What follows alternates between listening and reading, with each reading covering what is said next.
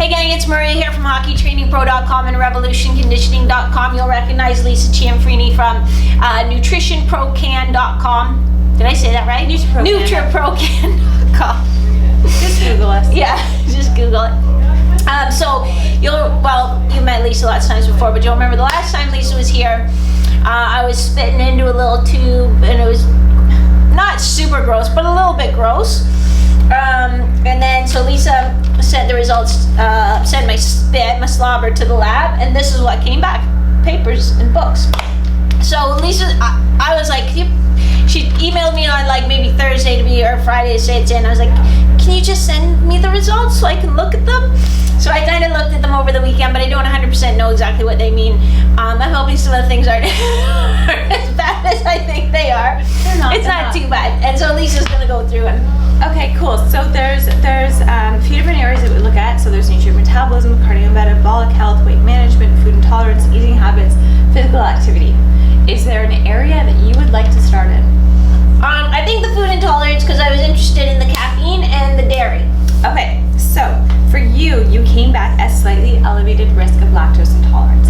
So what that means, so you're not lactose intolerant per se, but as you're getting older, your body's going to probably stop making lactase, which is the enzyme that breaks down lactose, which is the sugar that's in dairy products.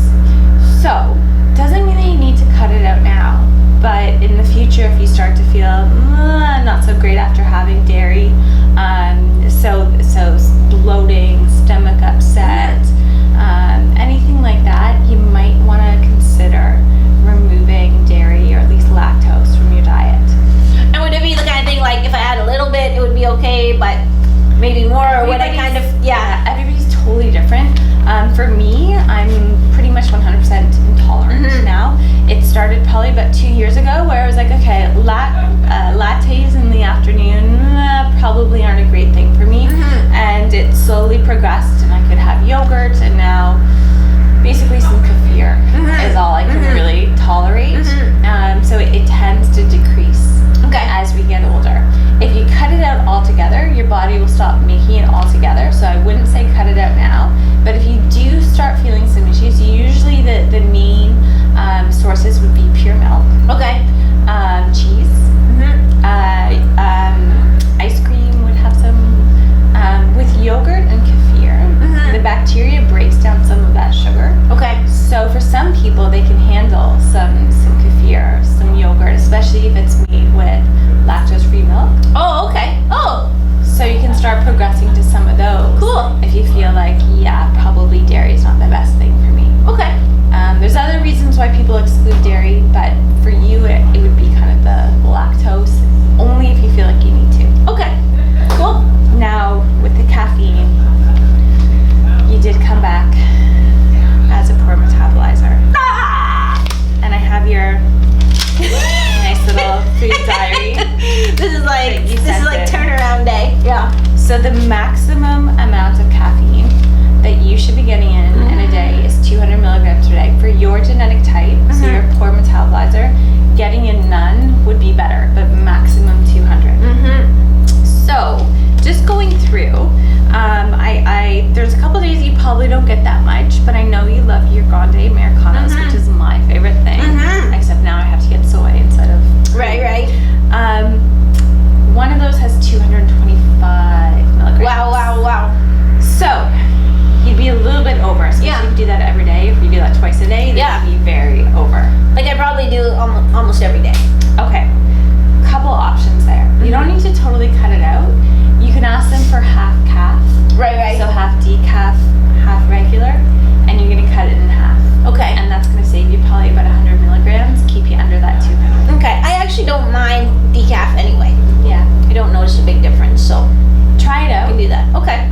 Something to note with that too in terms of performance enhancement. So for some people, caffeine is a performance enhancer. For you, it's not going to really be. So if you're looking to power up before a workout,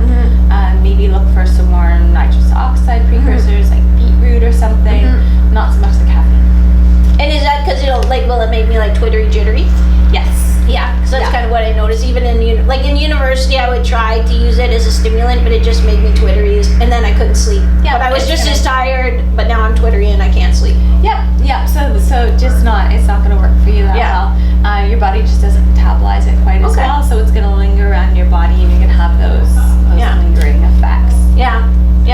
Okay. Sound cool? Yeah, that sounds totally cool. Okay. Yeah. No tears. I cried when I heard it. Yeah, because I've been drinking a bit of decaf anyway, because I've been jittery inside, like weird sort of thing. So I was like, maybe I need, but even with decaf, I'm a little, like, I feel jittery. So Yeah. It still has jittery. caffeine. Yeah. It's just who you are. Yeah, it's just me. Okay, so those were the two main ones that you're a bit concerned I about. was worried. I'm interested actually in the starch one too. Yeah. I find that really interesting. So you came back as having diminished amylase. Amylase is an enzyme that breaks down starches. And this is going to tie into some of the recommendations that I gave to you. So your body is not great at breaking down starches. It's going to take a little bit longer. So if you had a bunch of starch all at once, you're not going to metabolize a lot of it. It can cause digestive issues, and you might not absorb some of it. So for you, getting in a high starch diet isn't a great thing. Another reason why I wanted to touch on that too is that in cardiometabolic health, you came back as elevated risk with whole grains, but what this means is that you're at elevated risk of type 2 diabetes if you eat a higher glycemic diet. Right. So for you, having a lot of starches, that's going to increase the glycemic index of your diet, plus you're probably not going to digest a lot of it. Right. It doesn't matter whether it's gluten containing or not. I'm talking about like all starches. For you, gluten's not an issue. So having a lower glycemic diet, having a lower starch diet, would be a good way for you to go. Yeah. So like, because one of our go-tos would be like some, like ground turkey with like pasta and vegetables. So should I be trying to move away or just decrease the portion, or? Yeah, just reduce the portion. Yeah. So for you, maximum at a meal would be the size of your fist. Yeah. The rest of it should be your veggies and your meat. And so that would be a humongous change. Yeah. Probably a big change. Okay. So, and can I help? Sorry to interrupt. Can I help it by like doing more like? Because this is mostly whole grains. Like so. I mean, we don't really eat white pasta anyway, but would staying with like a brown rice pasta or whole grain pasta help at all, or not so much? It'd be way better for you. Okay. Have you tried any of the bean pastas that are out there? Yes. Yeah. Yes. Like That would the be an awesome like the choice for you. spaghetti. Like we got some like spaghettini that is. Yeah. Okay. Yeah. So another reason why that's gonna be really good for you, so it's gonna be a little bit lower in starch, Right. very, very low glycemic. Plus, you came back as elevated risk of folate deficiency. Okay. Really high in folate. So beans and legumes, super high in folate. Okay. So that's what I want you to focus a little bit more on for your source of carbohydrates. Healthy Okay. carbohydrates. So the bean pasta, chickpeas, black beans. Even if there's a lentil wild rice mix, something like that for your starches, that would be a way better choice for Okay. you. Cool. Along with nutrient metabolism, so there's folate. There's also B12 that you came back as elevated risk. So genetically, you're not as good at absorbing, activating B12. So you can eat it, but you're not going to incorporate that much into your body. So we need to increase it in your diet. Okay. The same goes again for folate, vitamin D, as well as iron. Okay. So vitamin D is fat soluble. So we get it in sort of fattier foods, so fattier fish. It's in some of our dairy products, but there's not a ton of it in our diet. We tend to make it from the sun. Right. However, you're not as good at activating it, so we need to get more in from your diet. Okay. So this is actually one that I'm going to look at both getting some into your diet as well as supplementing. Okay. So vitamin D for you should be taking about 1,000 international units per day. Okay. In the winter, you can go up to 2,000. Okay. And then I'll give you some recommendations for your diet. Okay, You should cool. be getting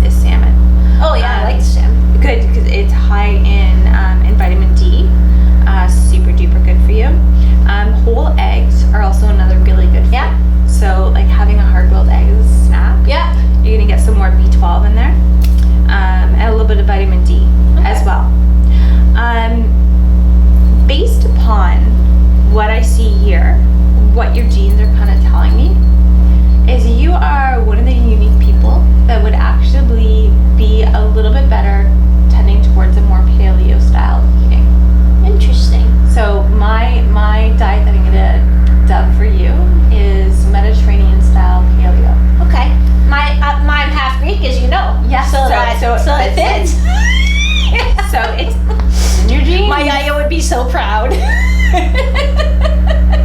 So more Greek food. Okay, And for you, having a little bit more red meat is actually a good thing. That's interesting. Because it would help you get your iron up. It'd help with some B12.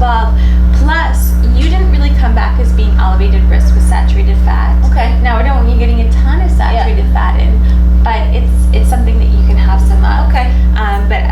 The ground turkey, ground chicken, those are great things too. Your legumes are awesome. Hard-boiled eggs are I actually awesome really like for you. hard-boiled eggs. Yeah. Good. Pumpkin seeds would be something that would be really, really good for you too. Sesame seeds would be really good for you to incorporate as well. Okay. Could I do that as like sesame butter or pumpkin butters, and then put it in my milkshake in the morning or whatever? Totally cool to do. Cool. Absolutely. So that's the main thing with the nutrient metabolism. Now the weight management, body composition. For you, it's not something that's that applicable because we're not looking at weight loss. But if you did want to look at weight loss, for you, nothing really stood out in terms of energy balance.